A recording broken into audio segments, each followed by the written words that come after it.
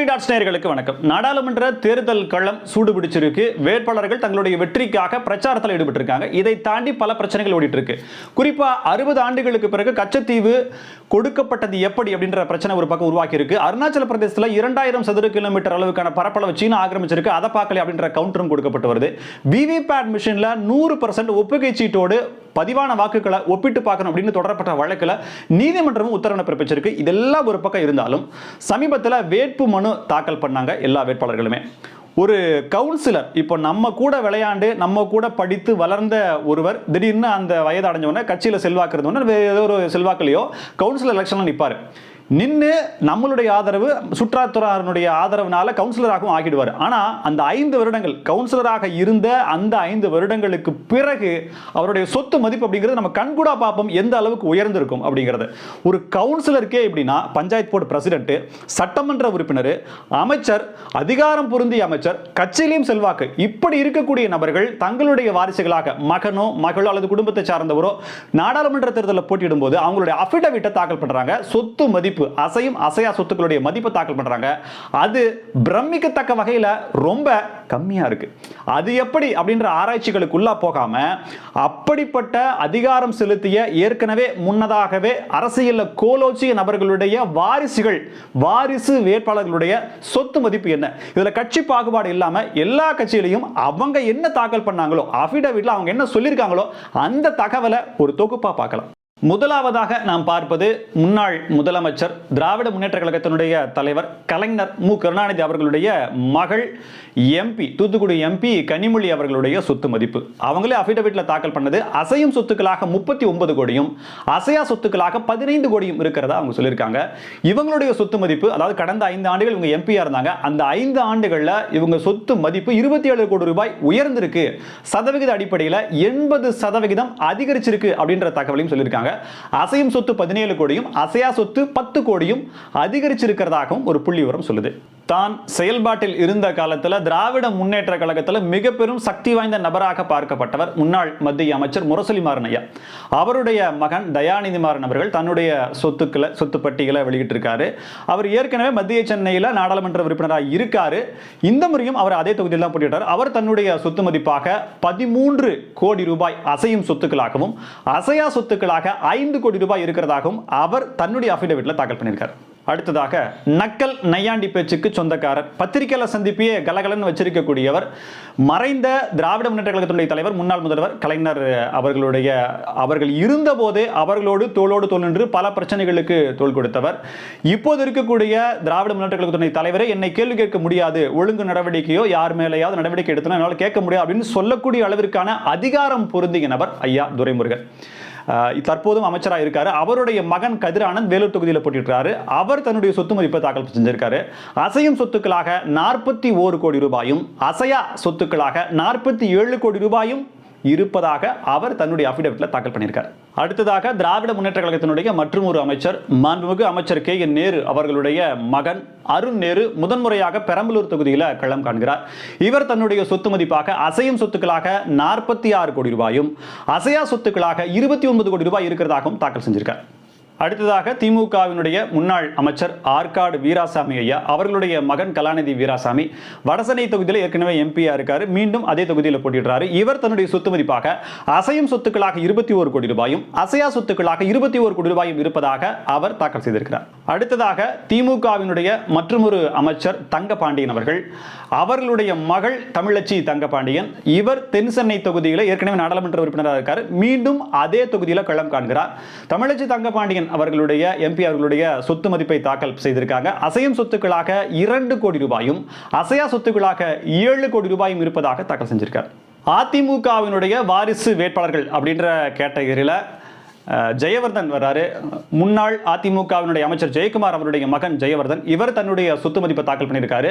தன்னிடம் இருக்கக்கூடிய அசையும் சொத்துக்களுடைய மதிப்பா 1 கோடி ரூபாய்க்கும் குறைவா 86 லட்சம் மட்டுமே இருக்கிறதாக சொல்லியிருக்கார். அசையா சொத்துக்களுடைய மதிப்பு 13 கோடி ரூபாய் அப்படின்னு சொல்லியிருக்கார். இவர் தன்னுடைய சொத்து மதிப்பை தாக்கல் செஞ்ச போது ஒரு சர்ச்சை ஏற்பட்டது. தன்னுடைய மனைவியினுடைய வங்கி கணக்கில் 8 ரூபாய் மட்டுமே இருக்கிறதாக இவர் சொன்னது அப்போது மிகப்பெரிய பேசுபொருளாக மாறிச்சு. முன்னாள் அமைச்சர், ஒரு எம்பியா இருந்தவர், அவர் தன்னுடைய மனைவியினுடைய வங்கி கணக்கில் அது மினிமம் பேலன்ஸ் கூட இல்லாமல் வெறும் 8 ரூபாய் தான் வச்சிருக்காரா அப்படின்ற கேள்வி எழுப்பப்பட்டது. அடுத்ததாக அதிமுகவினுடைய முன்னாள் சட்டமன்ற உறுப்பினர் சிங்கை கோவிந்தராஜன், இவர் தன்னுடைய மகன் சிங்கை ராமச்சந்திரன் கோவை தொகுதியில் போட்டியிடுறாரு. இவர் தன்னுடைய சொத்து மதிப்பை தாக்கல் பண்ணியிருக்காரு.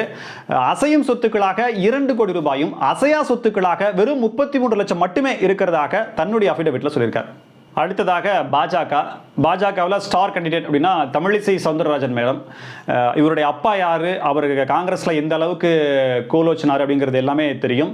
இவரும் 2 மாநிலங்களுக்கு, யூனியன் பிரதேசங்களுக்கு கவர்னராக இருந்திருக்கிறார். அதை தொடர்ந்து விட்டு தென் சென்னை தொகுதியில் இவர் போட்டியிடுறாங்க. இவருடைய சொத்து மதிப்பு தாக்கல் செய்யப்பட்டிருக்கு.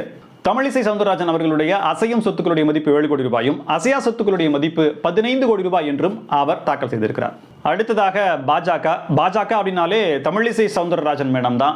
இவருடைய அப்பா காங்கிரஸ்ல எப்பேற்பட்டவர், எவ்வளவு ஆண்டு காலம் இருந்தார் அப்படின்றது எல்லாமே நமக்கு தெரியும். இவரும் 2 யூனியன் பிரதேசங்களுக்கு ஆளுநராக இருந்திருக்கிறார். அதை தொடர்ந்து விட்டு தென் சென்னை தொகுதியில் இப்ப போட்டியிடுறார். இவருடைய சொத்து மதிப்பாக அசையும் சொத்துக்களுடைய மதிப்பு 7 கோடி ரூபாயும் அசையா சொத்துக்களுடைய மதிப்பு 15 கோடி ரூபாய் மட்டுமே என்று தாக்கல் செய்திருக்கிறார்.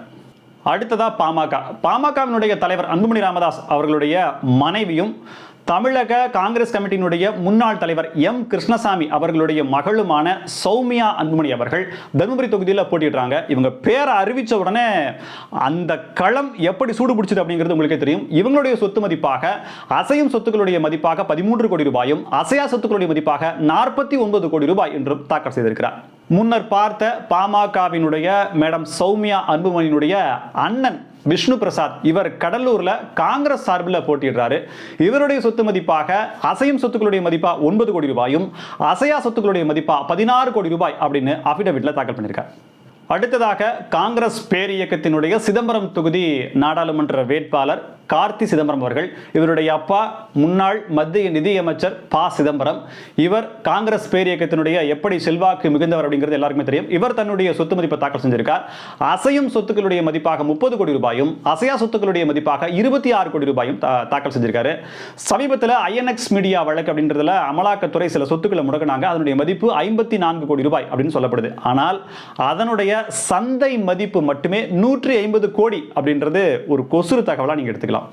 அடுத்ததாக காங்கிரஸ் சார்பாக கன்னியாகுமரி தொகுதியிலே போட்டியிடக்கூடிய விஜய் வசந்த், இவருடைய அப்பா வசந்தகுமார் வசந்தன்கோ ஓனர், இவரும் காங்கிரஸ்ல எம்பியாக இருந்தவர். இவருடைய மகன் தன்னுடைய வசந்தகுமார், அவருடைய மகன் விஜய் வசந்த் தன்னுடைய சொத்து மதிப்பை தாக்கல் பண்ணியிருக்காரு. அசையும் சொத்துக்களுடைய மதிப்பாக 51 கோடி ரூபாயும் அசையா சொத்துக்களுடைய மதிப்பாக 13 கோடி ரூபாய் என்றும் தாக்கல் செஞ்சிருக்கார். அடுத்ததாக மதிமுக ஒரே ஒரு சீட்டு, அதுவும் ஐயா வைகோ அவர்களுடைய மகன் துரை வைகோ அவர்கள் திருச்சியில் போட்டியிடுறார். துரை வைகோ அவர்களுடைய சொத்து மதிப்பு அப்படின்னா அசையும் சொத்துக்களுடைய மதிப்பா 2 கோடி ரூபாயும் அசையா சொத்துக்களுடைய மதிப்பா 34 கோடி ரூபாய் என்று தாக்கல் செய்திருக்கிறார். கடைசியாக தேமுதிக விஜயகாந்த், நடிகரும் அரசியல்வாதியுமான விஜயகாந்த் அவர்களுடைய மகன் விஜய பிரபாகரன், இவர் விருதுநகர் தொகுதியில் போட்டியிடுறாரு. இவருக்கு தன்னுடைய சொத்து மதிப்பை தாக்கல் பண்ணியிருக்காரு. அசையும் சொத்துக்களுடைய மதிப்பாக 11 கோடி ரூபாயும் அசையா சொத்துக்களுடைய மதிப்பாக 7 கோடி ரூபாய் அப்படின்னு தாக்கல் பண்ணியிருக்காரு. சென்னையில் ஒரு கிரவுண்ட் நிலத்தினுடைய மதிப்பு அப்படின்னா கோடிகளில் தான், அதுக்கு கம்மியாக எங்கேயுமே நம்ம வாங்க முடியாது. நம்ம எல்லாருக்குமே தெரியும். பல பேருக்கு இலக்கு, வாழ்நாள் இலக்கு அப்படின்னா ஒரு சொந்த வீடு வாங்கணும்பா அப்படின்ற மாதிரி இருக்காங்க. அதனால தான் பல பேர் அப்பார்ட்மெண்ட் அப்படின்னு போய் அது ஒரு வேல்யூ இல்லாமல் மாட்டிக்கிறாங்க. அப்படி இருக்கும்போது அரசியல்வாதிகள் சொந்த வீடே வச்சிருக்காங்க, அவங்களுடைய சொத்து மதிப்பு இவ்வளவு குறைவாக இருக்குது அப்படின்ற ஒரு சாமானியனுடைய கேள்வி எதேச்சியாக வர்றது தான். இதை தாண்டி சொத்து மதிப்பு எப்படி கணக்கிடப்படுது, அஃபிடவிட்ல எப்படி சொல்றாங்க, ஒரு அரசு அதிகாரியை வச்சு உண்மையான மதிப்பீடு போட்டு அந்த சர்டிஃபிகேட் அஃபிடவிட்ல போடணும்ன்ற கோரிக்கை வைக்கப்படுது. அது பரிசீலனையில் இருக்கு.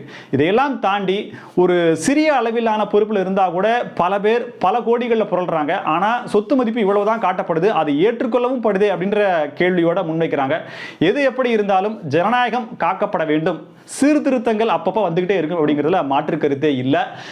இந்த விஷயத்தில் வேட்பாளர்களுடைய வாரிசு வேட்பாளர்களுடைய சொத்து மதிப்பு அப்படின்ற இந்த கான்செப்ட்ல நீங்க என்ன நினைக்கிறீங்க அப்படின்றத கமெண்ட் பாக்ஸ்ல சொல்லுங்க. நன்றி நேயர்களே.